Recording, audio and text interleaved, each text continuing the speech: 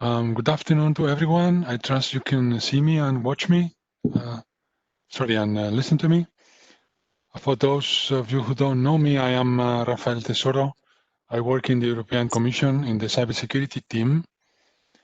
One of the things I do is I try to help Concordia project. They're doing a good job, a great job. Still, I try to help them as project officer. And I'm happy to be here today moderating a panel about cybersecurity training and education and skills for professionals. I will introduce the panelists later. I will just take a few minutes with an introductory message, trying to summarize some of the key challenges in this area. As has been said before, and it's well known by the cybersecurity professionals and stakeholders, the attack surface is increasing. For example, by the spread of Internet of Things, the advent of 5G telecommunication networks, among other reasons, the attack surface is growing. And even if we use technologies like automation, self-healing, or other artificial intelligence tools to help cybersecurity, the need of cybersecurity professionals is in the growth, is scaling, both in terms of more professionals and also the need of have a balance in diversity and inclusion of different skills for cybersecurity staff. There is a shortage which is estimated by some studies, like study published in 2019 by the ISC Square organization. They estimated the shortage of cybersecurity professionals globally in around 4 million of people. And they also estimated around 300,000 people in Europe in terms of professionals needed. The companies, the organizations need this number of professionals, but they are not there. What are the challenges? I mean, they are manifold. Overall, we would like to develop a unified, effective, and feasible approach to cybersecurity skills in the European Union to strengthen the cooperation between universities and employers. This could mean businesses, industry, and also other organizations beyond private sector. There are currently gaps in the offers for education and training for professionals. There's a need of more interdisciplinary and holistic approach, including both technical and social sciences and humanities perspective. Some of the fields, I could mention a couple as examples, like security by design or privacy by design.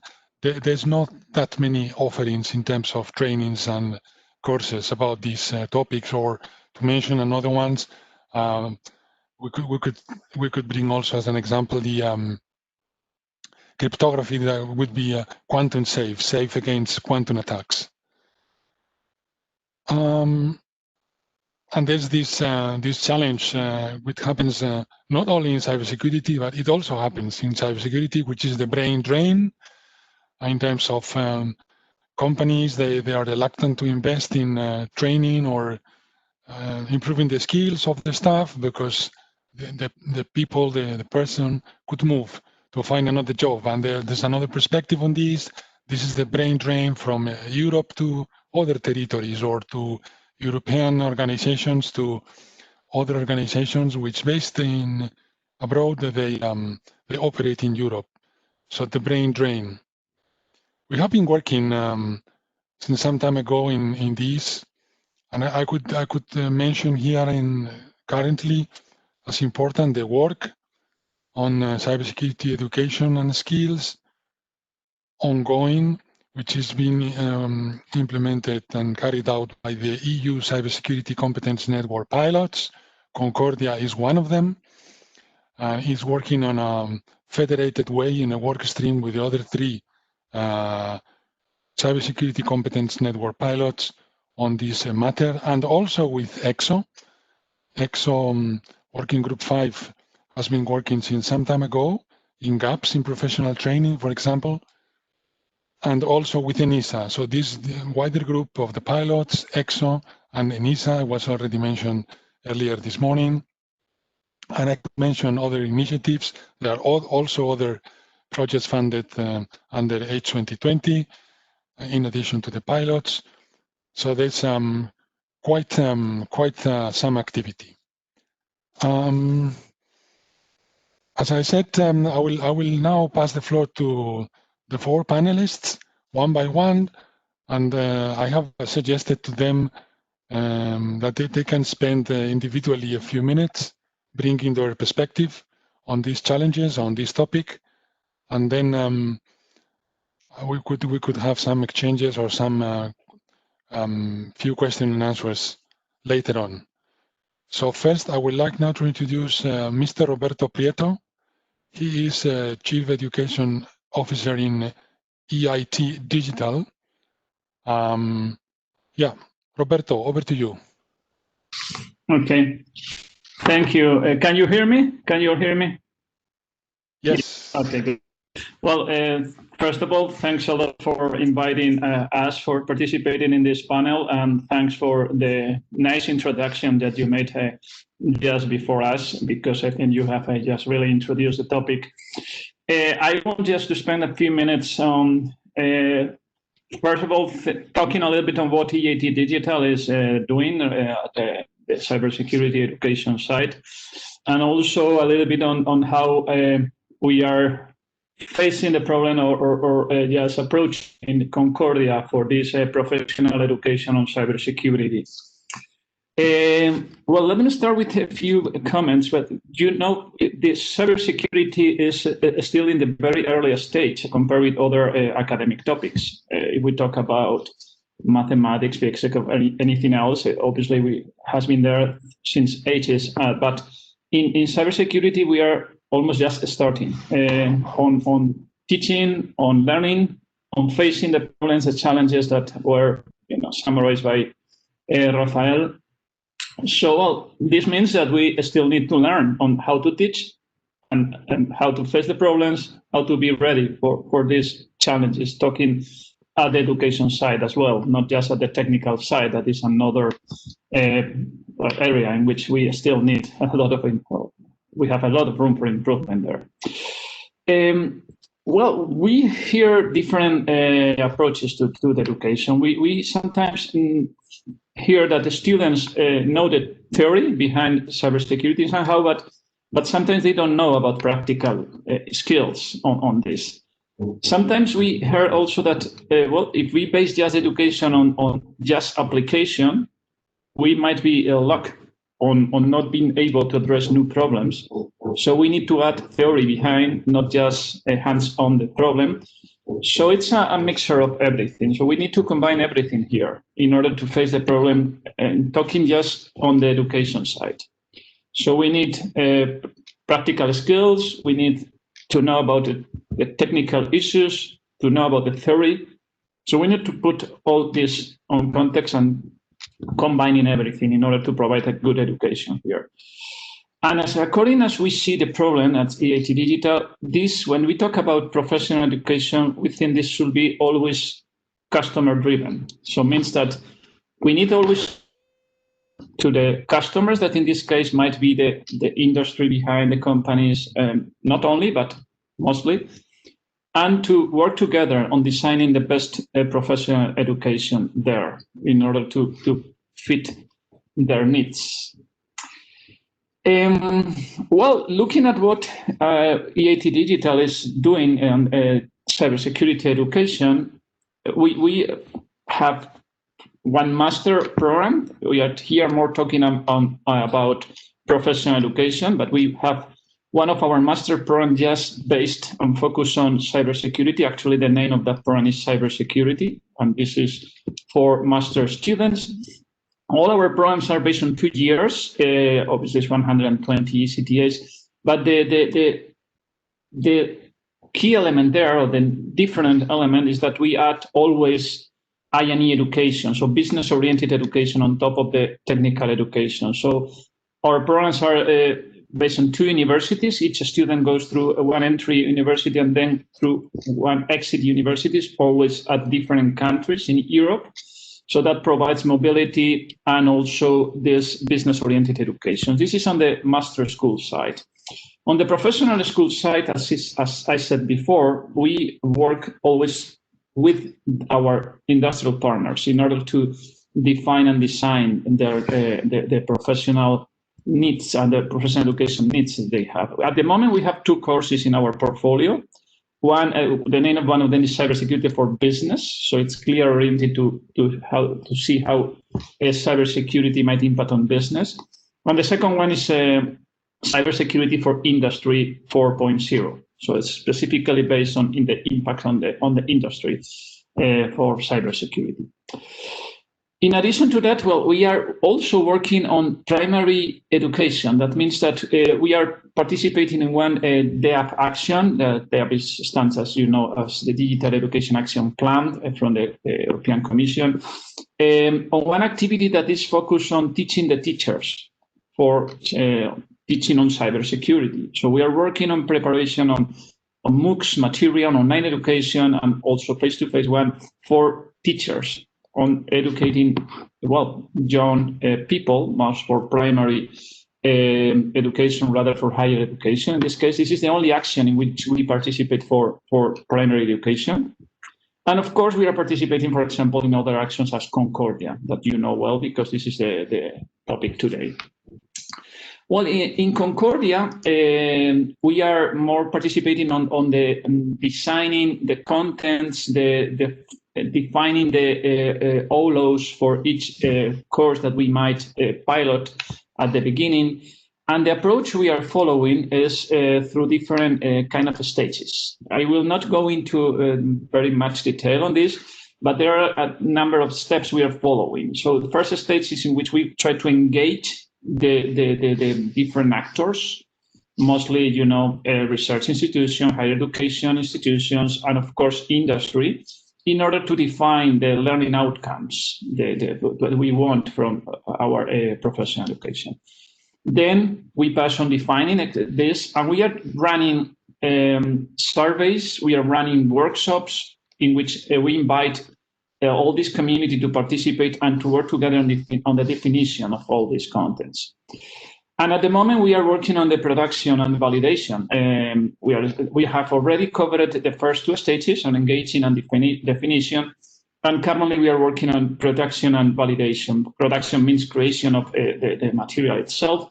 And validation means on testing, on finding the best assessment processes in order to implement all this. And also, we are participating on the definition of certification. That is, I think, another important element, not just for providing quality, but for providing a kind of harmonization to the education that we might provide to the European professionals on cybersecurity. As I said, there is a lot of documentation on this. Actually, we reported on the outcomes from the surveys and the workshops that we already ran. So you have that information available through the Concordia website. But just before finalizing my first comments, I would like to insist on a concept that I think that we should create. That is the concept of open education. Been talking since time ago on open innovation, open research. I think people now believe on that concept, and people now think that that's the best approach to progress more jointly on providing together what we already have on research, on innovation. But on education should be exactly the same. We should share all our knowledge. We should try to connect knowledge. I like always to use this expression of connecting knowledge, and this is what we try to do in our education programs in AIT Digital. connecting students, connecting research centers, connecting research institutions, higher education institutions, and of course, industry. And connecting them and connecting the knowledge that is there is where I think we are able to provide much better education compared with just trying to do it separately. And this is how we could get some kind of sovereign on cybersecurity education in Europe. If you look at the US, for example, we are doing something similar. I'm not saying that we are not following that approach as well. They are trying to concentrate the knowledge on this topic through different institutions or instruments.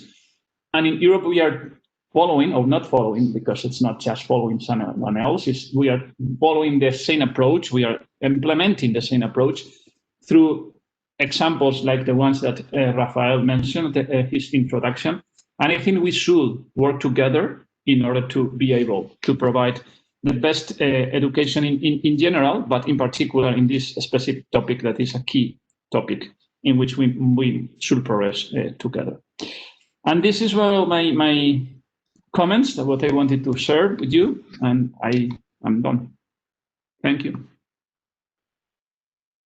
Thank you very much, Roberto. And yeah, let's maybe, I was thinking while you were speaking, you mentioned some of your offerings in AIT are business oriented. You're working with your industrial partners. So in this field of transfer of technology and tools from the labs, from research to society, and in particular to companies, to businesses, to workers, I don't know, maybe you could give us some more insights. What do you think, for example, as an example, but you can bring other ideas, of course. What do you think, for example, of tools like cyber ranges? We hear a lot talking about cyber ranges as one tool that could help also improving the skills, professional skills. What is your take on this, Roberto? The transfer of results from where the knowledge is created, let's say that way, to where it might be used is a key element. As actually EIT was created for that purpose, trying to transfer results, mostly on the innovation side, research, and so on. And that is still a pending area for Europe, I have to say, compared with other areas in the world. We are progressing on that, but there's still room for improvement there. If we talk more on the education side, we should do the same. We should, as I said before, this connection of knowledge to where the knowledge has to be used. But there is still a lot of knowledge in the, let's say, customer side, if I can use that expression. So we talk about where the knowledge could be used, maybe at the industrial side or other sites as well. But there is a lot of knowledge there that should be transferred through the opposite direction as well.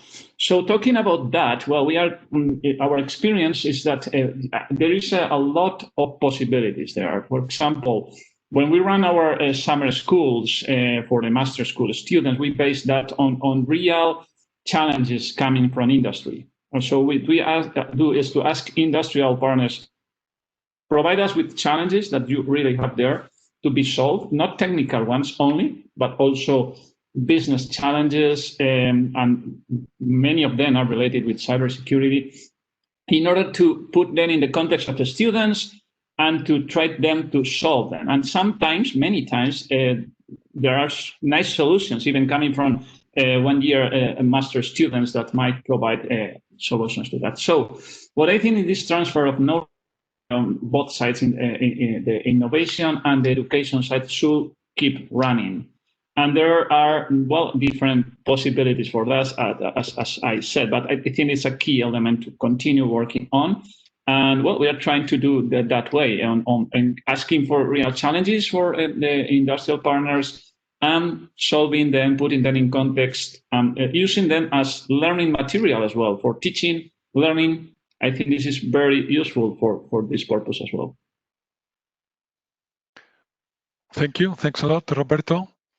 Okay, now for the sake of time, I suggest we move to the second panelist today, Kimo Halunen.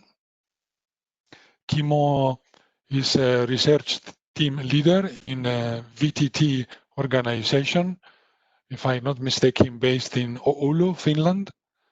Kimmo is also part of the team of another of the 4 EU pilots in cybersecurity, which is CyberSec for Europe,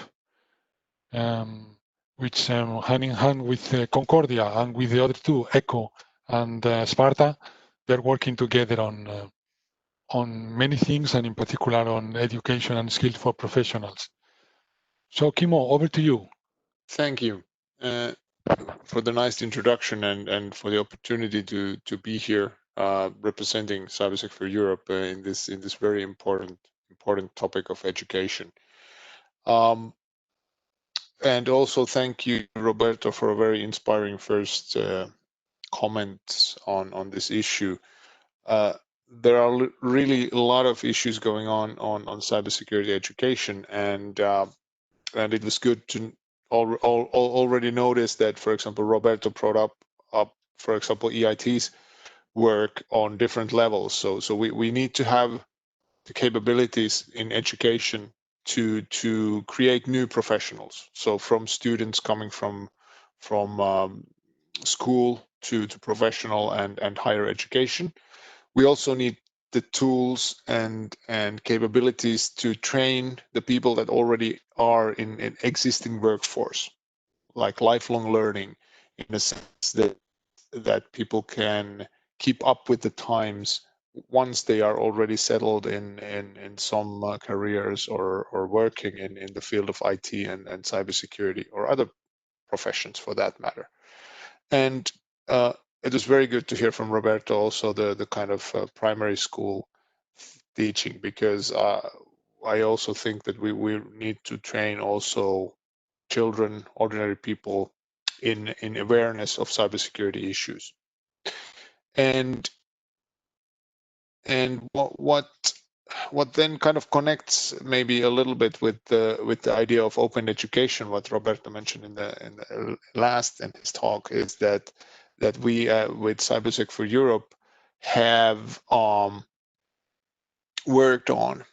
So we have worked on this education problem or this education challenges on several aspects, and one of the first tasks was to kind of review some of the possibilities of these massive online courses, because these have now been available for some time and in many different disciplines, not only on cybersecurity, but looking into what's available for this kind of massive online courses in relation to cybersecurity.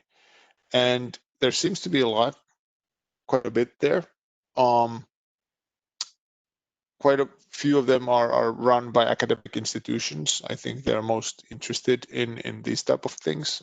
I think this might be changing in the future, but at least for now, or when this study was done, most was by academic institutions. But then on the other hand, awarding the credit points for university studies was not that straightforward. So even if you took the course, it might be that it's not really straightforward how you get the credit points for that in your own institution. And of course, the term digital sovereignty has been mentioned many times, and one, of course, interesting point of data or fact is that almost most these kind of courses are run on US-based platforms like Coursera, edX, whatever. So in that sense, even though we have the universities, we have the institutions to provide this education, the medium through which this education is delivered comes from not from Europe, which is an interesting fact. Another thing which we looked into and which kind of relates to some of the topics maybe we discuss later here, is the mapping of different courses. So just trying to find higher education, university level courses for cybersecurity in Europe, and what topics do they actually cover. And in that exercise, it was kind of it was good to notice that most of the topics that you can think of, or you probably know there are several different kind of taxonomies or frameworks for these different skills, and when you look at it in a certain granularity level, you can find that the topics are covered in Europe. In many cases, especially with, let's say, with the bit larger geographical areas or larger states, member states, they can single-handedly cover all the areas, even by themselves, almost complete. Of course, then if you look at Europe as a whole, everything does get covered. But again, it's not necessarily easy to find this information, and I think this is something where we're working together with all the pilots to really provide this information, where to find the education and how to access it. And then going back to the openness, whether it's really open, whether it's really accessible to everyone in Europe wanting to get this education, I think it's still a question. And I think it's very good to discuss this topic, which Roberto brought up, because open innovation, open research are now kind of very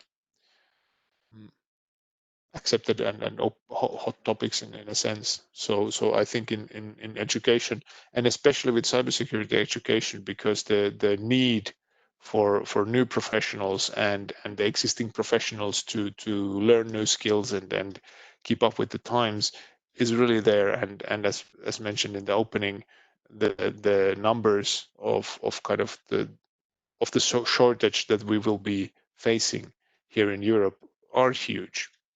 And we really need to do everything to get the people interested in the topic, get the education to those people who want to learn and can then become part of the professional workforce.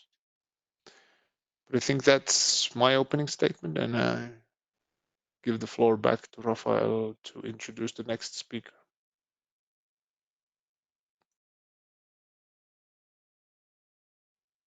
Okay, thanks, Kimo. Yeah, let's do like you say. I might have still one question for you if nobody else will bring questions. And I see now there are some questions coming. But before going to maybe the Q&As at the end, I will now pass the floor to Ms. Argyro Chatzopoulou. She is working at TUEV Trust IT, and she's been she has been an innovation manager in a number of actions, and currently she's leading a task in the Concordia project related to certification and standardization, including skills. So, Argyro, over to you. Hi, hello. Hopefully you can hear me and see me. Yes. I have a problem with the bandwidth. Hopefully it will keep for my 10 minutes of discussion. So hello, everybody. It's nice to see you all, hear you all at least today. Thank you very much to the organizers and to, of course, Mr. Tesoro for the introduction. Actually, I agree. I'd like to take to continue the discussion from where the previous speakers left it. I totally agree with all the things that were discussed. Cybersecurity issues is something that needs. There is a growing need for specifically educated cybersecurity professionals. There is a skills gap, as Mr. Tesoro said also. It is still persisting. There are multiple surveys saying how big this gap is, not only in Europe but also in other countries. This gap is still existing, but it seems to be diminishing a little bit. So it's better than the previous years, which means that at least there is some success towards that area. There is more awareness regarding cybersecurity. There are more people that are actually going and fulfilling specific roles regarding cybersecurity. What seems to be missing based on surveys that were just conducted this year was that there are it's like Mr. Prieto said, that what is needed is not just strictly technical people that know a technical solution to a very specialized degree, to a very high degree, but there is a number of skills that are needed from the cybersecurity professionals. These skills are a combination between different things. They are between technical skills, but also we need management skills, and we need coordination skills and project management.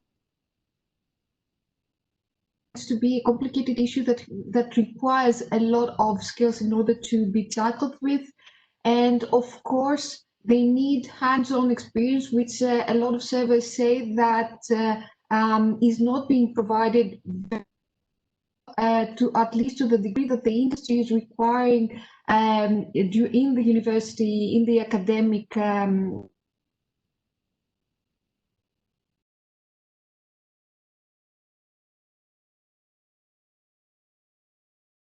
they have hands-on experience. If they don't have this hands-on experience, that will show that use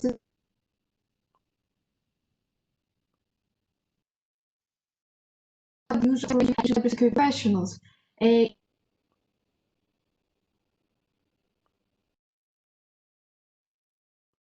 Problem have trainings that provide this specific hands-on experience for the professionals. But before we design all these courses, before we give the necessary to the professionals, we need first to think about the issue of standardization.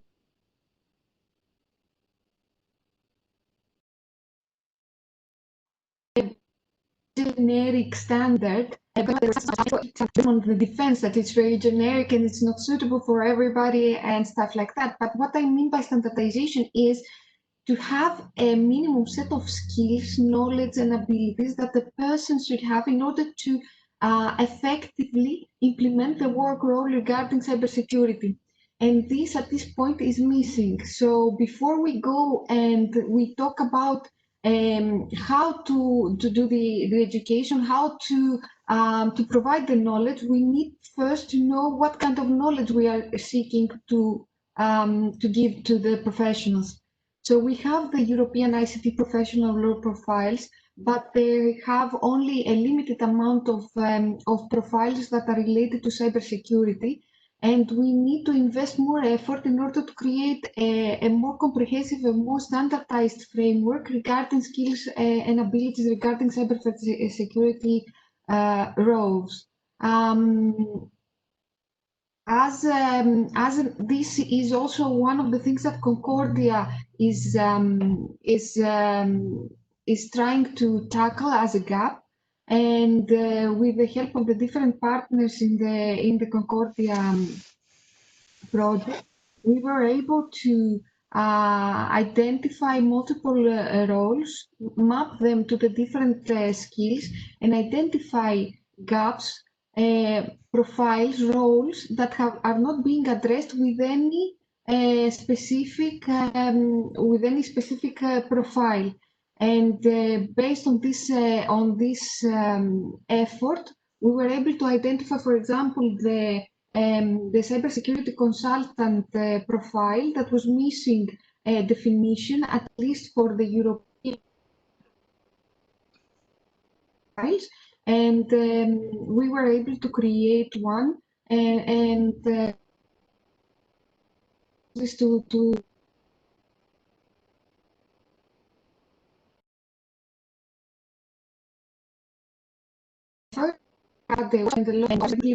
achieve this, but we are very happy to have something that looks like a complete profile covering all the areas that we mentioned, hands-on and economic and managerial aspects and communication aspects and technical, all the things that the cybersecurity consultant should have in order to have to be effective in his role. For this raw profile, Concordia is implementing also a training course, and we will be happy to see this being implemented by the end of the year. In order to make sure that this knowledge and these skills is validated and that we make sure that this what we are doing as a training is effective and we are delivering professionals that have the necessary skills, we are also creating a certification scheme for this specific role profile. It will be a practical and a theoretical exam mechanism. The practical will be facilitated through cyber ranges, as Mr. Tesoro also already mentioned, and it is expected also to take place within 2021. Just my finishing comments because I don't want to take too much of your time. I would like to just say that one of the things that we are trying to do as pilots is also to collaborate between ourselves to have the ability to produce more valuable, more widespread services and products to the European community. This is why we are trying to also collaborate between us in the area of education, and currently there are several actions underway between the pilots in order to produce some results and some services that are dedicated to this effort. So thank you very much. I don't know, Mr. Tesoro, do you have any questions that I can answer? Thank you, Argyro. Very interesting and complementary.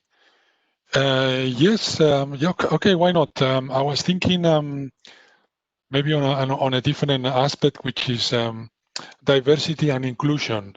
Also in cybersecurity professionals, we mentioned the need to combine social science and humanities with more technical skills. I could mention other things like the goal to improve balance in terms of diversity, for example, in terms of gender or in terms of even of age, why not? I was wondering whether you could share your views with us about that, how to work on diversity and inclusion in the cybersecurity skilled professionals. Perfect, that's a very nice question. Thank you. First of all, I have to say that I believe that cybersecurity should know no boundaries regarding the people that are involved in this. So it's not for me at least, it's not an issue regarding the age or regarding gender or abilities in terms of physical abilities, I mean.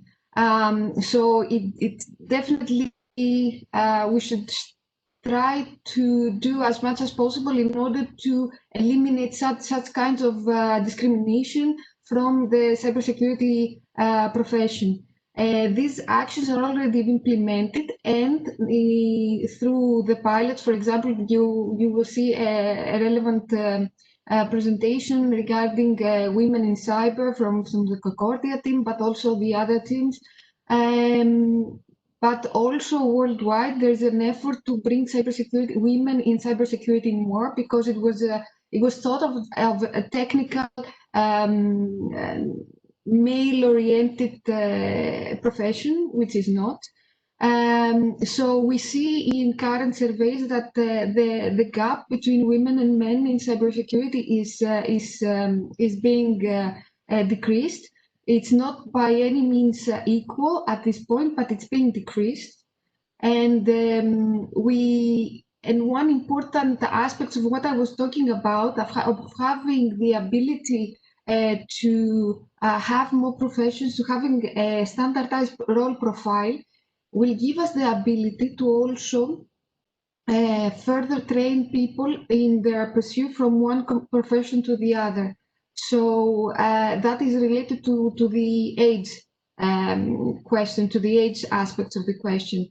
So a lot of people will find that as time goes by, their job may or their skills may no longer be current, and they may need to go to and work, or they may want to work in the cybersecurity area.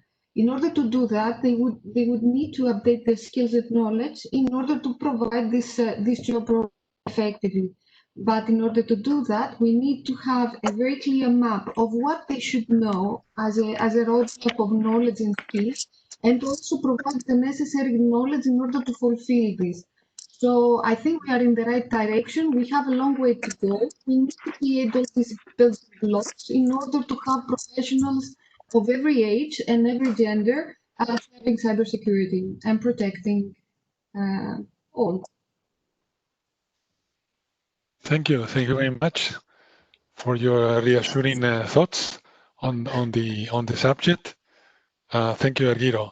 And let me now introduce the last panelist, Igor Nai.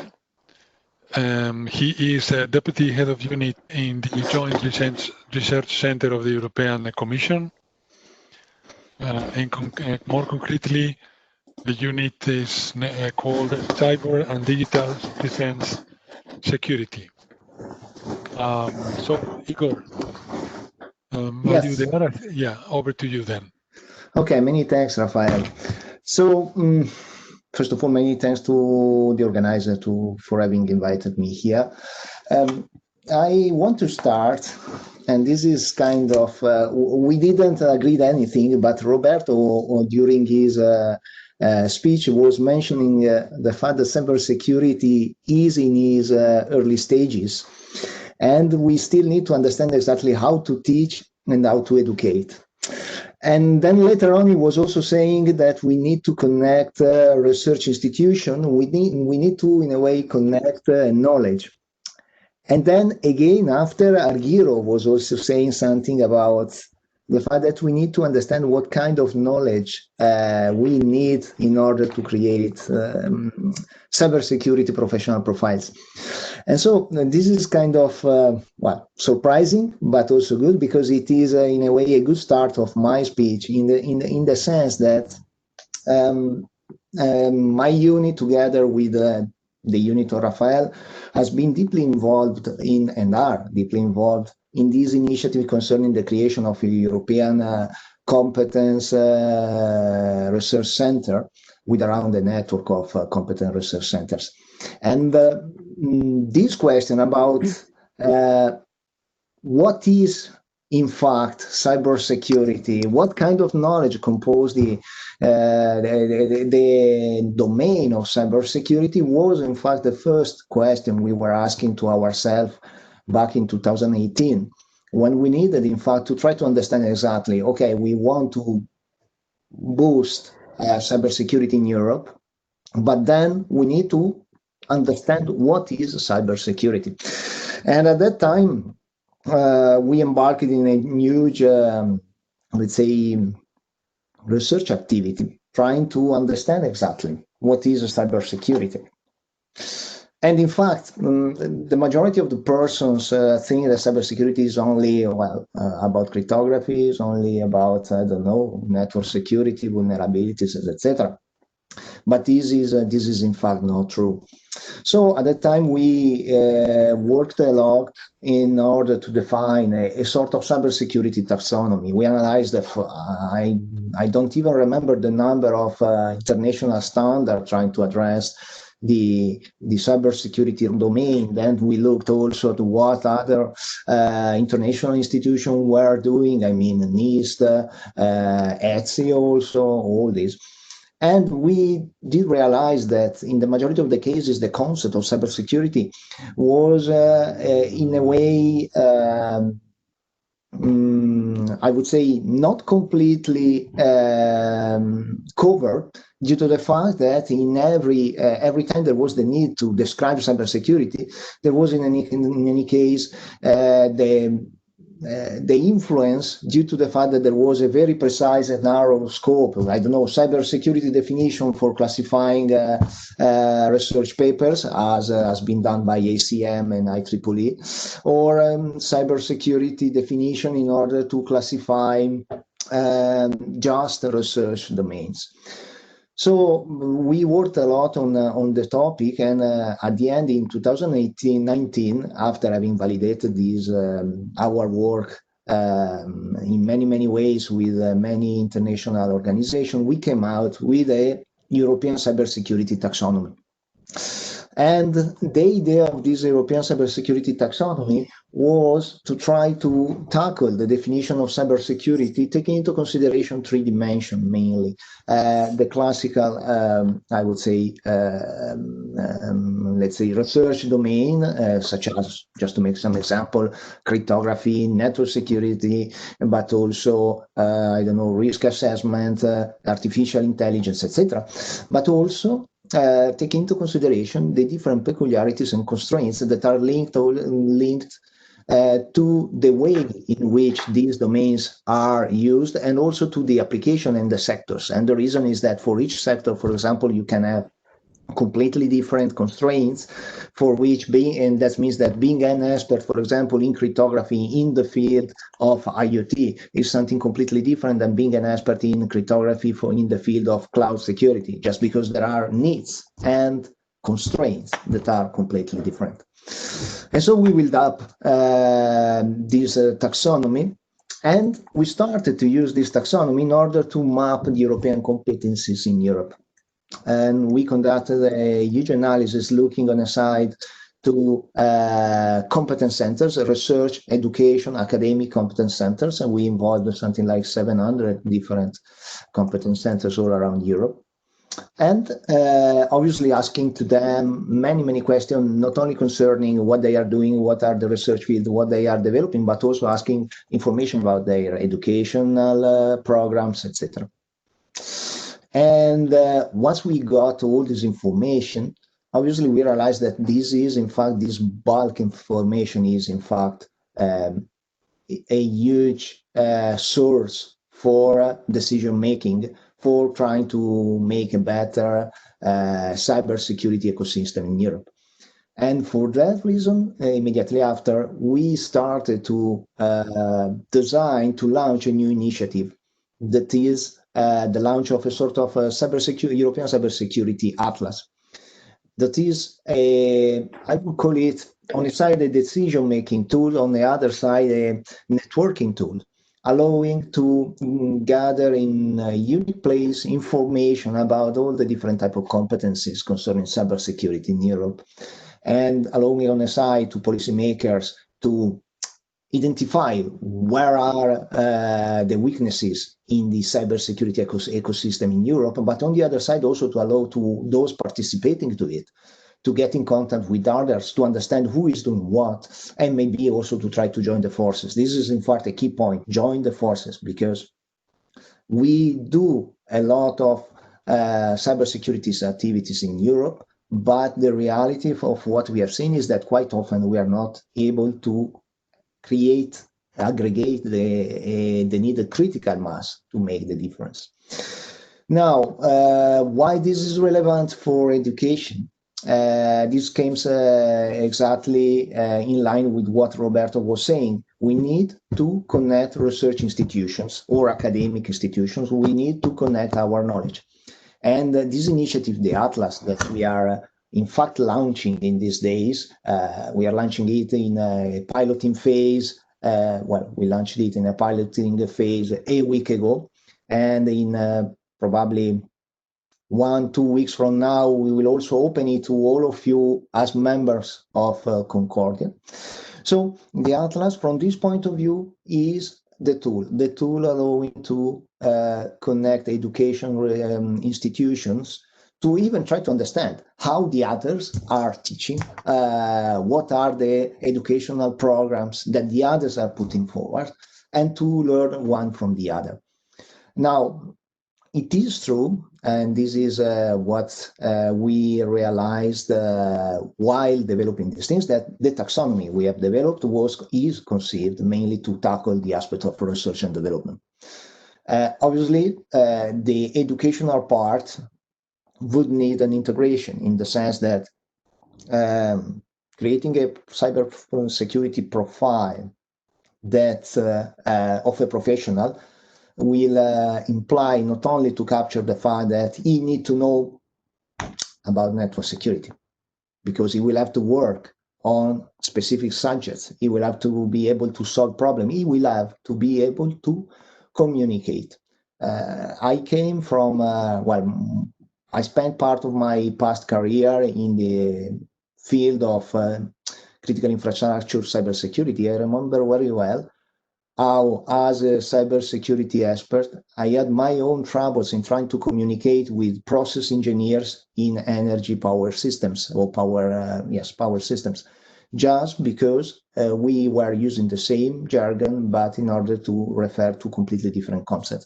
So just to give you an idea of the soft skills that are needed in order to create a education cybersecurity profile that is complete. But not only this, there are other soft skills, psychological skills, and even, for example, we shouldn't, let's say, societal skills. We shouldn't forget that some aspects of cybersecurity are related to social engineering, are related to interacting with others. So one of the things, in fact, that we are planning is to extend our taxonomy toward, let's say, a new version, trying to include also these aspects.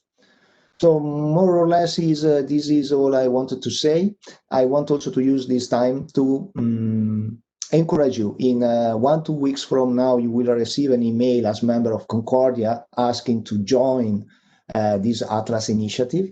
I do believe that we all have a gain by participating to this platform. So I encourage you to embrace our invitation and join us. Thanks a lot. Thank you very much, Igor. I think we should be finishing soon, if not already. But I want still to have the opportunity to ask a quick question to Kimmo, because he will need to leave very soon. And this is in connection. I remember, Igor, you mentioned the taxonomy. There was a survey back in 2018, if I remember well, and one of the parts of this taxonomy, one of the disciplines, or I don't remember exactly, was related to cybersecurity and quantum. So my question to Kimmo, because I understand he's also involved in advancing cryptography to have it quantum safe. This is one example of skills that we need to have more in Europe, even if quantum computing still will take some time, but we need to be ready now. Kimmo, what are your thoughts on this, on particularly skills for professionals related to quantum safe security? Kimmo, over to you. Thank you, Rafael. Very good question.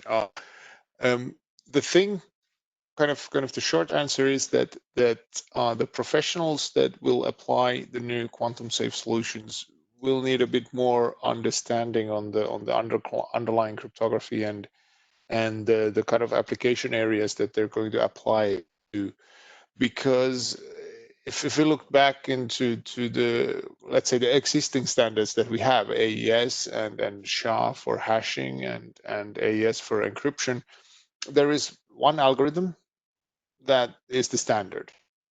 And with these new post-quantum systems, we will we will see not just one algorithm, but several different algorithms standardized, because they have so different performance characteristics with respect to key length and processing time and power and so on and so forth. So it's not just that you can plug in the standard into any system, but you need to think which one of the algorithms in the standard will be the best for your security and performance needs. And this, of course, then means that people that implement these and cybersecurity professionals need to be able to evaluate, do they then conform to the security levels that are necessary. And then these are definitely skills and things that need to be taken into account in future education, so that people can do this, because it's not that simple maybe anymore. Thank you very much. Antonio, I don't know if we still have time, or maybe we would like to pose a question to the audience. Antonio, am I right? Oh yeah, exactly.